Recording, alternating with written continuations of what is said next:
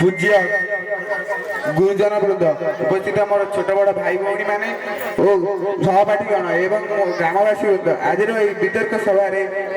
आम मत आम पितामाता संपर्क में मोर एक मत प्रकाश करने को जाए ईश्वर सब स्थान विद्यमान हो पारे ना बोली पृथ्वी को पितामाता पठाई दिखती मो मत पितामाता केवल दुईट संपर्क नुहति बर से गोटे शिशुर संपूर्ण ब्रह्मांड माता होती धैर्यर प्रतिमूर्ति निज गर्भरे 9 मास धरी कष्ट सही से आमको सुंदर पृथ्वी को आनी था मार शुद्ध ममता आगे स्वर्गर सुख तुच्छ मन हुए अंपटे पिता होती शक्ति स्तंभ